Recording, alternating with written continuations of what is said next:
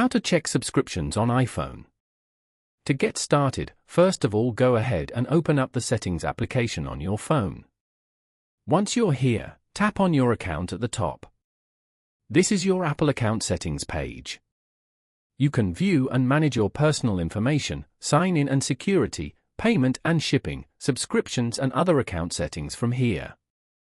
On this page, go to Subscriptions. You can view your subscriptions and manage your payment details, plan upgrades, renewals and many more. Any active subscription you have will be visible right here. Click on a subscription to view its details. This way, you can manage all your subscriptions in one place. Following these steps, you can easily check subscriptions on iPhone. Thank you for watching. Please leave a like if this tutorial helped you, or leave a comment below if you have any questions related to the video.